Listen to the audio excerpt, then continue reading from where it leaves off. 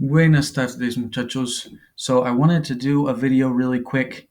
There are quite a few people who have indicated that they're struggling with this concept, and it's kind of frustrating for me because it's a concept that I really wish that we could be together so that I could know exactly what we're struggling with. A lot of people are just saying, I'm confused. They don't have specific questions. And so if you are struggling, please give me specific questions so I can get an idea of exactly what we're struggling with. I know this is a tricky concept because it's very different from how we think about it in English. Um, and so there's really not much more I can do if you don't give me some specific questions. There were some who did on that exit ticket for today, and I will update this as I go. But these are kind of some of the more pressing questions that are very specific that I can answer for you right now. So the first one here is I am confused about why in sentences you have to put a mí, me. Why not just put a me? Would it be the same thing? This is very confusing. Okay. Now, one thing that we have, these are two different things. Okay. They both mean in a way to me. Okay. But this is one thing and this is another. Okay. We always need this. We always need may. We don't always need a me. This is just so we know we're talking about may.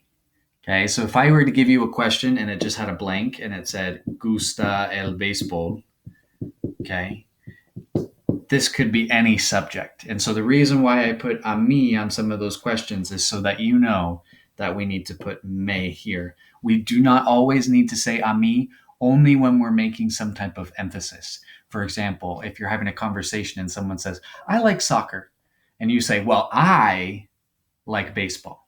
Okay, that's a situation in which we're going to use an emphasis. We'll say, a mí me gusta el béisbol. Okay. We don't always need that though. That's a very good question. So going forward, I know it's a very tricky thing.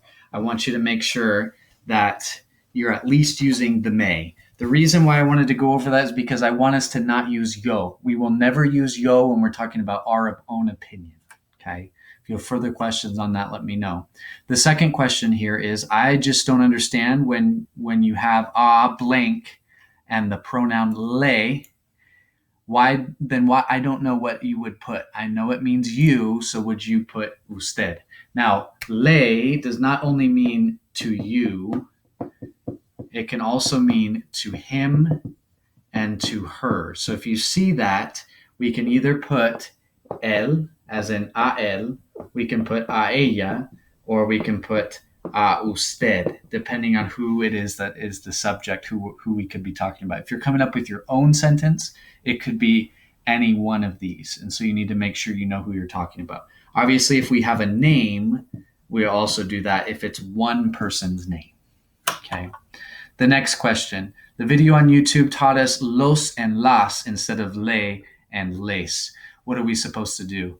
The video talks specifically about inanimate objects. Most of the time, okay, when we're talking about a person, we're going to use le or les, especially when we're using gustar or any of the verbs we learned last week. Okay, so ignore that part. Follow the principle, though. We'll always put that before the verb. Okay, two more questions. Let's see if I have time on the video. It's a limited amount of time. Are there specific pronouns for ellos and ustedes, or does it matter which one you can use for les? We use both of them. Okay, so that's why we need to make sure we specify at the beginning. If we're talking about ustedes, if we just put les, we don't know exactly who we're talking about. So we need to put that at the beginning. We'll say a ellos les, and we know we're talking about them. If we say a ustedes les, we know we're talking about you all. So this is where we figure out which one we're using. Both of them will use les. Okay. And lastly, why do we need nosotros nos instead of just nosotros or nos? Again, just like with a mí, we don't always need a nosotros. Okay, this is just for emphasis, but we do always need nos when we're talking about an example of an opinion. Okay, so we always need nos.